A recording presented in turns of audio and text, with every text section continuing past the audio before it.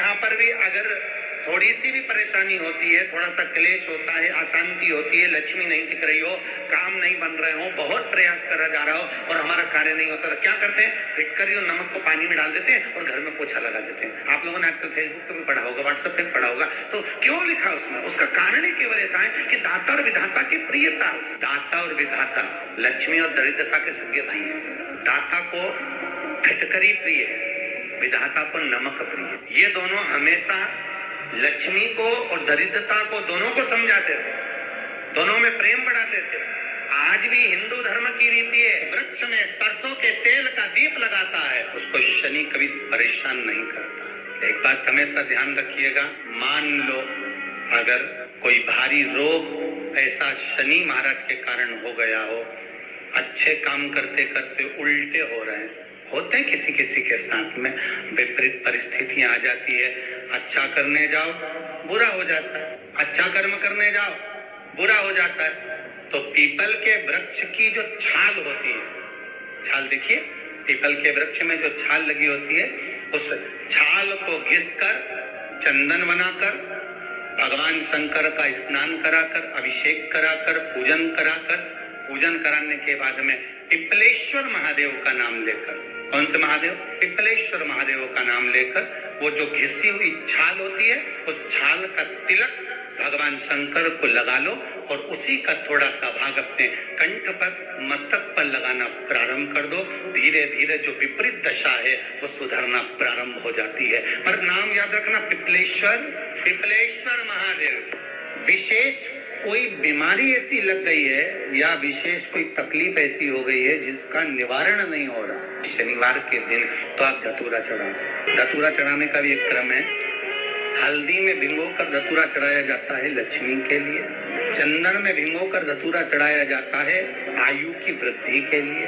अबीर, अबीर एक सफेद कलर का बॉर्डर होता है, अबीर गुलाल जो होती है, गुलाल में अबीर डलता है, चमकदार, आपने देखा होगा अबीर। तो अबीर में धतूरा जो डुबो कर चढ़ाया जाता है, अबीर को लगाकर चढ़ाया जाता है, वो रोग मुक्ति का होता है। काय के लिए होता है वो? रोग मुक्ति। धतूरे का भी एक स्मरण होता है महाराज, बहुत भारी रोग है, बीमारी लग गई है, डॉक्टर अपना काम कर रहे हैं, घर का व्यक्ति बहुत बीमार हालत में पड़ा हुआ है, तो बेलपत्री के वृक्ष के नीचे भी शिवलिंग का निर्माण कर एक धतूरा समर्पित करा जाता है, जिससे रोग से मुक्ति होती है। उसमें ना तो हल्दी लगाई जाती है, ना चंदन लगाया जाता है, ना अबीर लगाया जाता है, केवल धतूरा चढ़ाया जाता है। इतना भी बेटा क्रोधी हो, जिद्दी हो, चाहे अपशब्द कहने वाला हो, बहुत ध्यान देना मेरा बेटा, कितना भी जिद्दी हो, कितना भी क्रोधी हो, गलत संगत पर भी चल रहा है, तो निवेदन है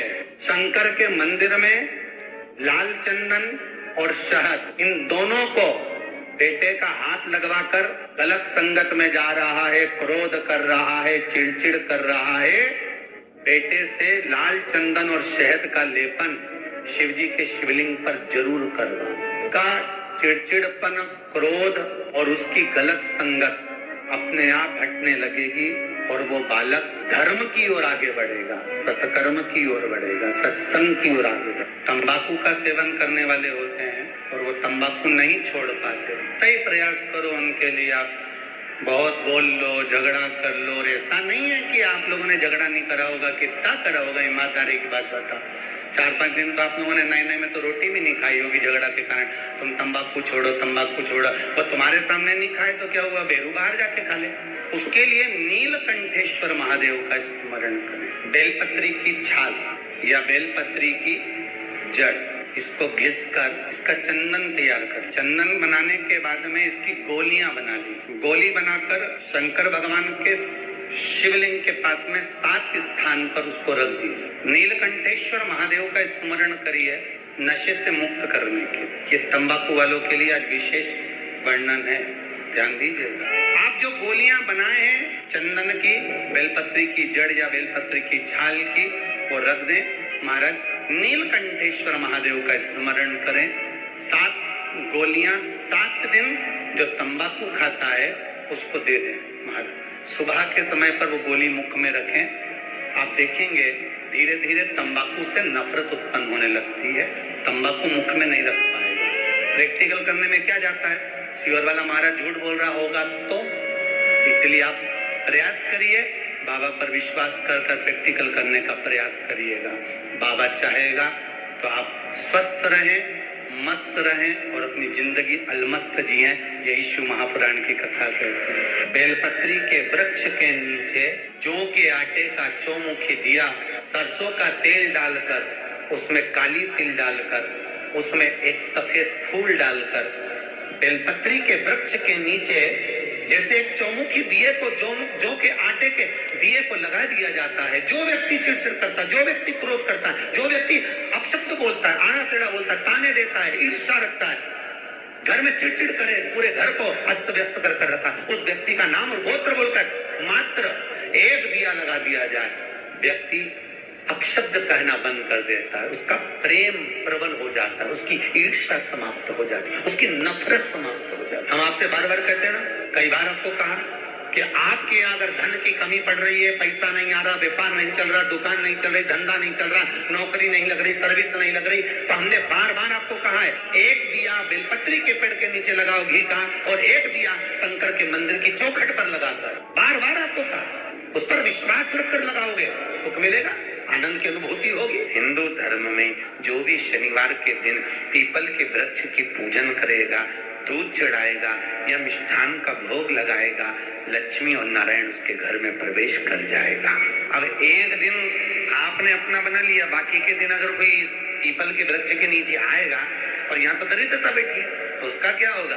भगवान नारायण बोले, सुन दरिद्रता, तेरे से एक विनती है, अगर कोई भी मनुष्य इस पीपल के पेड़ के नीचे अगर 7 दिन में आता है और उसके हाथ में अगर कोई सामग्री होती है तो तू उसके घर में प्रवेश नहीं करे। नियम है पीपल के वृक्ष का, या तो पानी का लोटा लेकर जाओ, कुंकू का चोपड़ा लेकर जाओ, शक्कर लेकर जाओ, या पेड़ के नीचे चींटी को डालने के लिए आटा ले जाओ, पर खाली हाथ पीपल के वृक्ष के नीचे कभी मत जाओ। खाली हाथ जाओगे तो दरिद्रता तुम्हारे घर में प्रवेश करेगी। रविवार का दिन एक ऐसा दिन रहेगा जिस दिन तू इस पीपल के वृक्ष के नीचे नृत्य करेगी, और जो आएगा इस पीपल के वृक्ष के नीचे तो उसके साथ प्रवेश करेगी। इसलिए हमारे यहाँ केवल पीपल का वृक्ष अगर दीवार में भी लग जाता है ना, किसी की फैक्ट्री की दीवार में, किसी के घर की दीवार में पीपल का वृक्ष अगर लग जाता है, पीपल का पौधा लग जाता है, उसको कितना भी तोड़ लो वो वापिस लग जाएगा, फिर तोड़ोगे फिर लग जाएगा। अगर पीपल के पौधे को तोड़ना है तो केवल रविवार का दिन एक नींबू, एक मिर्ची और बमूल का कांटा, ये 3 चीजें रखने के बाद में आधे घंटे बाद रविवार के दिन पीपल के पेड़ को उखाड़ कर फेंक दो। दूसरी बार कभी पीपल दीवार में लगता ही नहीं, कभी नहीं लगता। घर में दीवारों पर अगर पीपल लग भी गया है, इसलिए पीपल के वृक्ष को उखाड़ने का, अगर घर में पीपल लगा हुआ है या पीपल का पौधा हमारे घर में लग गया, उसको उतारना, निकालना, लगाना, तो पीपल के वृक्ष को अगर निकाला जाता है तो रविवार के दिन, और अगर पीपल के वृक्ष को कहीं लगाया जाता है तो सोमवार के दिन या मंगलवार के दिन, बुधवार के दिन, इन दिनों में लगा सकते।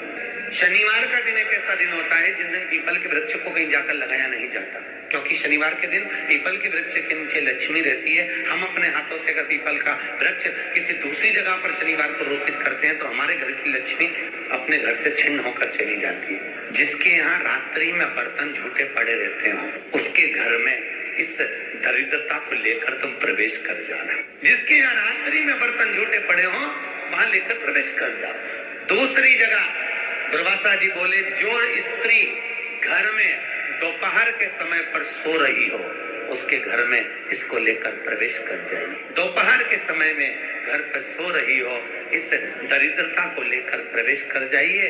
तीसरा, जिसके यहाँ पर दरवाजे पर कांटे वाले पौधे लगे हों, उस घर में इस दरिद्रता को लेकर प्रवेश कर जाइए।